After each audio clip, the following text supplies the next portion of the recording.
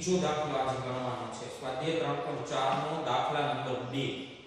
બીજા દાખલાની રકમમાં જો આપણને જે માહિતી આપેલી છે એમાં એક સેલ્સમેને છેલ્લા વર્ષમાં જુદા જુદા દિવસોમાં કરેલ મુસાફરી કિલોમીટર ની માહિતી નીચેના કોષ્ટકમાં દર્શાવેલી છે.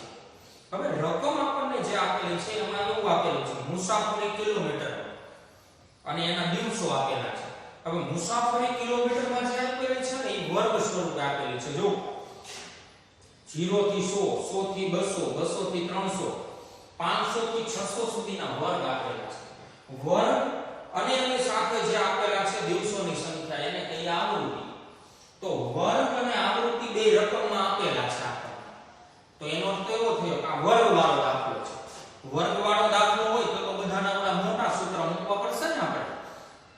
શું માંગેલું છે આપણી પાસે? ચાર મુદ્દાઓ માંગેલા છે.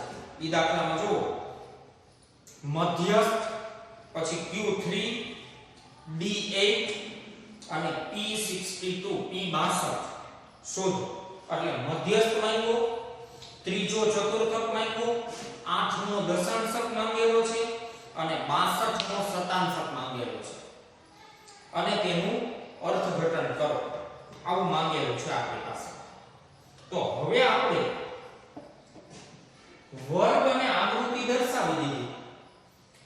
સાથે આપણે એક નવું કોલમ બનાવવાનું થશે CFI, જેને આપણે સંચય આવૃત્તિ તરીકે ઓળખીએ છીએ. તો સંચય આવૃત્તિ કેવી રીતે બનાવવાની છે? આ જે આવૃત્તિ છે એને ક્યુમ્યુલેટ કરતો જવાનું છે, મતલબ કે ભેગી કરતી જવાની છે. તો સૌથી પહેલા આ 5 ના 5 m ના m જ આપણે મૂકી દઈશું CFI માં 5 ના 5. હવે 5 ના નીચેની આવૃત્તિ ઉમેરતા જશું. 5 + 18 એટલે મળશે 23. 23 + 24 47. 47 + 7 એટલે 54. 54 + 5 એટલે 59 અને 59 + 1 એટલે 60.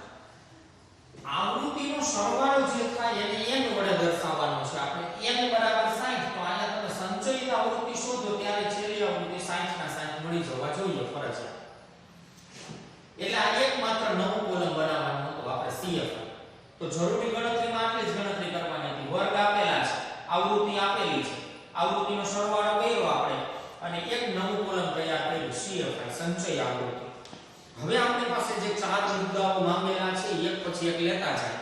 સૌથી પહેલા માંગેલું છે મધ્યસ્થ. હવે મેં તમને કીધું કે વર્ગ વાળો દાખલો છે તો મોટા સૂત્ર L+ વાળા મોટા સૂત્ર મૂકવા પડશે આપણે.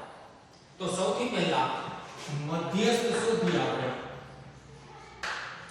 મધ્યસ્થને સંકેતમાં આપણે m વડે દર્શાવીએ છીએ. તો આપણું પહેલું કામ કયું? મધ્યસ્થ માટેનો વર્ગ નક્કી કરવો પડશે. પછી એનું મોટું સૂત્ર લાગુ પડશે. મધ્યસ્થ માટેનો વર્ગ બરાબર n ના છેદમાં 2 મુ અવલોકન. સૂત્ર ખાસ આપણે યાદ રાખેલા છે. મધ્યસ્થ માટેનો વર્ગ બરાબર n/2 મુ અવલોકન. હવે આમાં કિંમત મૂકી દઈએ. n એટલે 60. 60 ભાગ્યા 2 મુ અવલોકન એટલે 30 મુ અવલોકન. હવે આ 30 મુ અવલોકન જે જવાબ આવે છે એને આપણે સંચય આવૃત્તિમાં જોવાનું છે.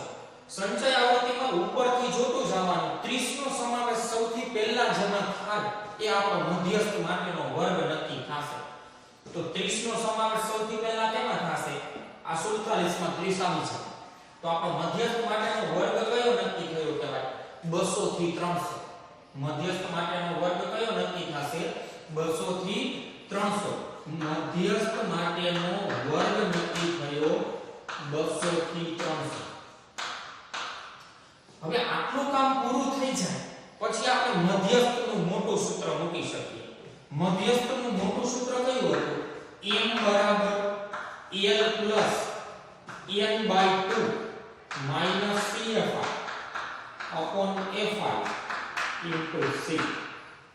L plus n/2 minus CFI upon FI into C. C. હવે આ સૂત્રમાં કિંમત મૂકવામાં સમજી લો એક વખત.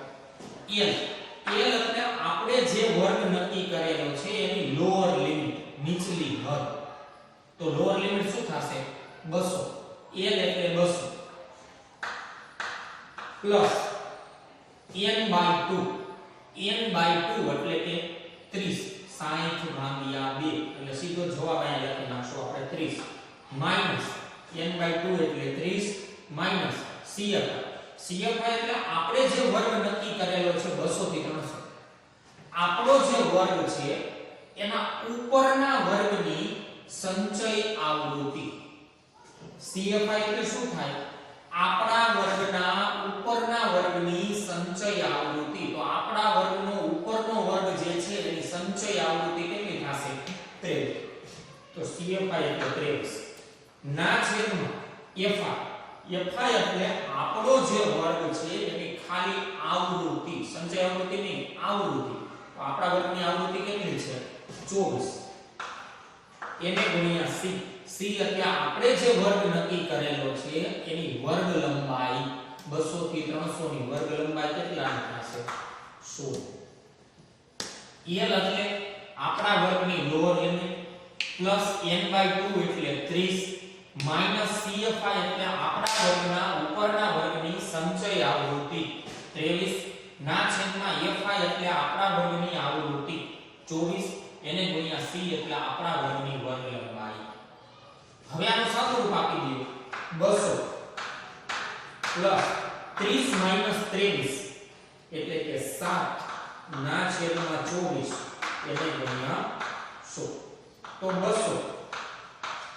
પ્લસ 7 ગુણ્યા 100 એટલે કે 700 ભાગ્યા 24. 700 ભાગ્યા 24 કરો વિદ્યાર્થી મિત્રો એટલે આવશે 29.17. 29.17. તો મધ્યસ્થ આપણો કેટલો મળશે? 200 પ્લસ 29.17 એટલે 229.17 કિલોમીટર મુસાફરી આપેલી છે કિલોમીટરમાં. તો આપણો જવાબ આવ્યો 229.17 કિલોમીટર. હવે આપણી પાસે અર્થઘટન માંગેલું છે. અર્થઘટન. તો અર્થઘટન માટે સીધું સાદું તમારે એવું યાદ રાખવાનું છે, આપણે દરેકે દરેક દાખલામાં સૂત્ર સમજતી વખતે ટકાવારી મેં તમને સાથે સમજાવેલી હતી. તો મધ્યસ્થ એટલે માહિતીના 50% અવલોકનો થશે. મધ્યસ્થ એટલે માહિતીના કેટલા ટકા અવલોકનો થાય? 50% અવલોકનો. તો આપણે આના અર્થઘટનમાં એવું લખવાનું છે કે આ સેલ્સમેન જે છે એને 50% દિવસોની મુસાફરી દરમિયાન 229.17 કે તેથી ઓછા કિલોમીટર નું અંતર કાપેલ હશે. આનું અર્થઘટન આપણે એવી રીતે લખશું 50% મધ્યસ્થ એટલે 50% દિવસો દરમિયાન સેલ્સમેન 229.17 કે તેથી ઓછા કિલોમીટરની મુસાફરી કરી હશે. મુસાફરી કરી હશે. અહીંયા મધ્યસ્થનો મુદ્દો પૂરો. હજુ આવા બીજા 3 મુદ્દાઓ માંગેલા છે. હવે મધ્યસ્થ પછી માંગેલું છે Q3. તો આવી જ રીતે દાખલો ગણવાનો થશે. Q3 એને આપણે લખશું ચતુર્થક. તો ચતુર્થક માટે આના જેમ જ બે સ્ટેપ. પહેલા Q3 માટેનો વર્ગ નક્કી કરેલો. Q3 માટેનો વર્ગ બરાબર 3 કૌંસમાં n ના છેદમાં 4 આવશે ને. ચતુર્થક એટલે 4 વડે ભાગવા પડશે. n ના છેદમાં 4 નું અવલોકન. તો 3 60 ભાગ્યા 4 નું અવલોકન. 3 60 ભાગ્યા 4 એટલે કે 15 નું અવલોકન. 15 ગુણ્યા 3 એટલે કે 45 નું અવલોકન. હવે Q3 માટેનો વર્ગ આપણને મળી જાય. આ 45 કેમાં જોવાના? સંચય આવૃત્તિ. ઉપરથી જોતા જાઓ 45 નો સમાવેશ કેમાં થશે? 47 માં. તો ફરીથી પાછો કયો વર્ગ નક્કી થશે? 200 થી 300 વાળો જ વર્ગ નક્કી થશે. તો Q3 માટેનો વર્ગ કયો નક્કી થયો? 200 થી 300. હવે Q3 નું મોટું સૂત્ર મૂકી દઈએ. Q3 બરાબર L પ્લસ 3 કૌંસમાં n ના છેદમાં 4 માઈનસ CFI છેદમાં FI ગુણ્યા C. L એટલે લોઅર લિમિટ 200 પ્લસ 3 n ના છેદમાં 4 3 n ના છેદમાં 4 એટલે 45 માઈનસ CFI એટલે આપણા વર્ગના ઉપરના વર્ગની સંચય આવૃત્તિ. એમાં પણ આવશે 23 ના છેદમાં FI એટલે આપણા વર્ગની આવૃત્તિ. આપણા વર્ગની આવૃત્તિ 24 એને ગુણ્યા C એટલે આપણા વર્ગની વર્ગ લંબાઈ. આપણા વર્ગની વર્ગ લંબાઈ કેટલી થશે? 100. સાદુરૂપ આપી દઈએ. 200 પ્લસ 45 માઈનસ 23. 45 માઈનસ 23 કરીએ એટલે આપણને મળશે 22 ના છેદમાં 24 ગુણ્યા 100. 22 ના છેદમાં 24 ગુણ્યા 100. તો 200 પ્લસ 22 ગુણ્યા 100 એટલે કે 2200 ભાગ્યા 24. 2200 ભાગ્યા 24 કરીએ એટલે 91.67. 91.67. તો આપણો Q3 માટેનો જવાબ શું આવશે? 291.67 કિલોમીટર. એમાં અર્થઘટન માંગેલું છે. બધામાં અર્થઘટન લખવાનું છે. તો અર્થઘટન Q3 એટલે કેટલા ટકા અવલોકનો થાય? તો કે માહિતીના 4 ટુકડા. તો 25% ના 4 ટુકડા હોય તો Q1 25% એ, Q2 50% એ, તો Q3 75% એ. આ 50% લખ્યું ને એના બદલે 75% લખવાનું છે અર્થઘટન. 75% દિવસો દરમિયાન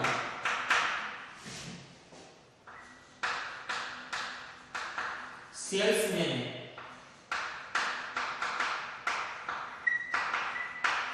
291.67 કે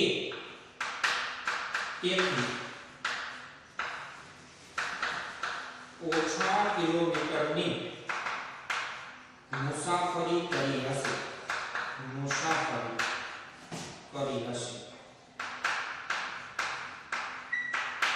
આ Q3 મળી ગયો આપણને. ત્રીજો મુદ્દો માંગેલો છે D8. D8 મતલબ કે 8મો દશાંશ.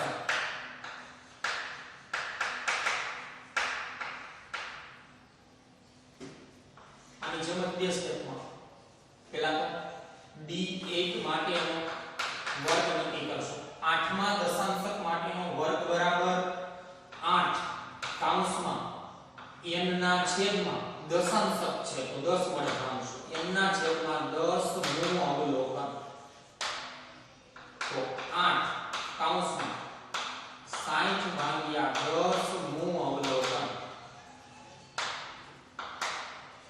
8 6 મું અવલોકન એટલે કે 48 મું અવલોકન. તો D8 માટેનો વર્ગ હવે નક્કી થઈ જશે. 48 સંચય આવૃત્તિમાં જો 48 નો સમાવેશ કેમાં થશે? 54 માં. તો વર્ગ કયો નક્કી થશે? 300 થી 400 વાળો વર્ગ નક્કી થશે. તો D8 માટેનો વર્ગ નક્કી થશે 300 થી 400.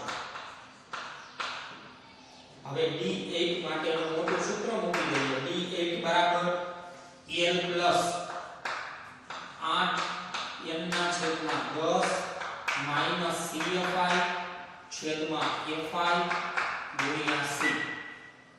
L એટલે લોઅર લિમિટ 300 પ્લસ 8 ગુણ્યા n ના છેદમાં 10.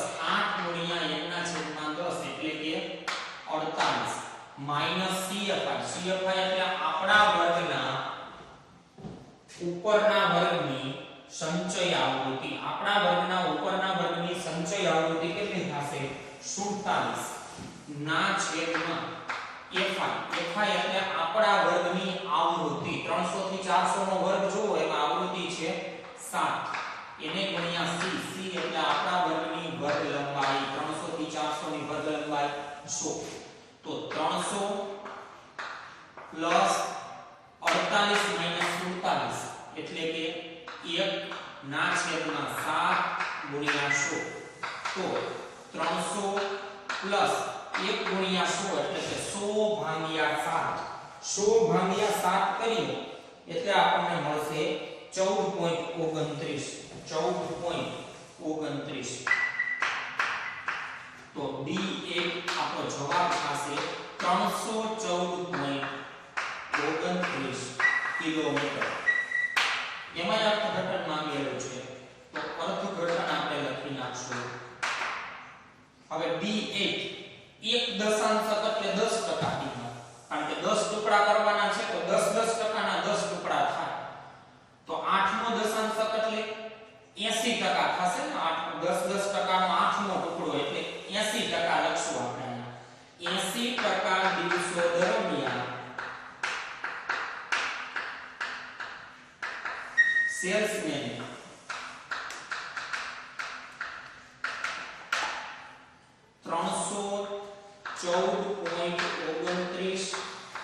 કે તેથી ઓછા કિલોમીટરની મુસાફરી કરી હશે કે તેથી ઓછા કિલોમીટરની મુસાફરી કરી હશે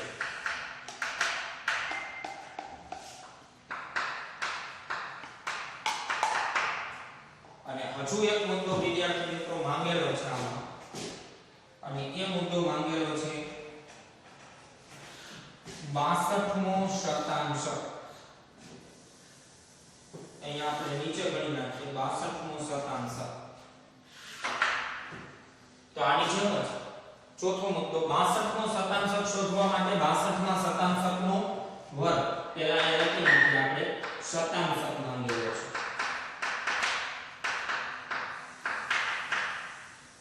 છે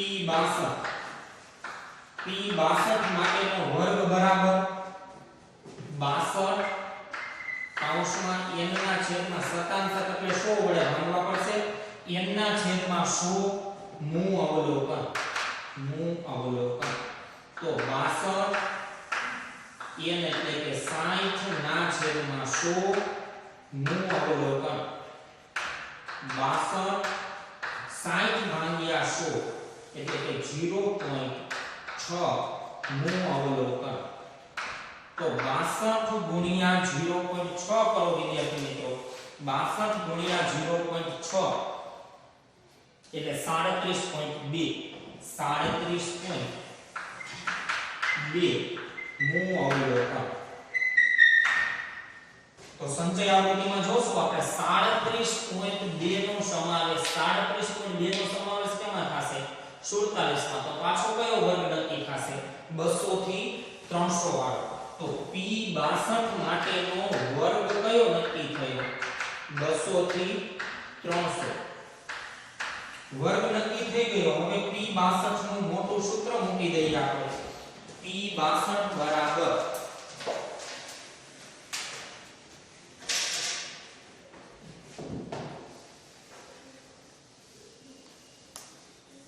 એનું મોટું સૂત્ર મૂકી દઈએ P62 બરાબર L પ્લસ 62 n ના છેદમાં 100 માઈનસ CFI છેદમાં FI ગુણ્યા C ચાલો L એટલે આપણા વર્ગની લોઅર લિમિટ 200 પ્લસ 62 ગુણ્યા n ના છેદમાં 100 62 ગુણ્યા n ના છેદમાં 100 એટલે 37.2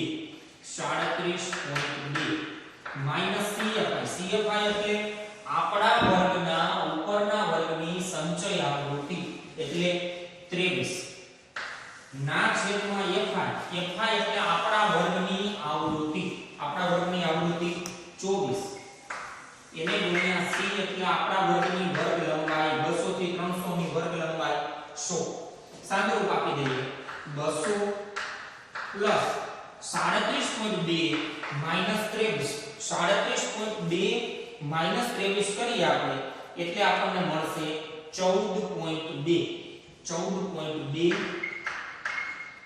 ના છેદમાં 24 ગુણ્યા 100 તો આગળ સાદું રૂપ આપીએ તો 200 પ્લસ 14.2 ગુણ્યા 100 ભાગ્યા 24 14.2 ગુણ્યા 100 ભાગ્યા 24 કરીએ એટલે 59.17 મળશે આપણને 59.17 તો આપણો P62 નો જવાબ આવશે 259.17 કિલોમીટર 259.17 કિલોમીટર અને આનું પણ અર્થઘટન માંગેલું છે તો P62 100 ટુકડા કરવાના છે તો એક ટુકડો 1% નો તો P62 એટલે 62% અવલોકનો થાય તો અર્થઘટનમાં આપણે લખશું અર્થઘટનમાં 62% દિવસો દરમિયાન 62% દિવસો દરમિયાન સેલ્સમેને 259.17 કે તેથી ઓછા કિલોમીટરની મુસાફરી કરી હશે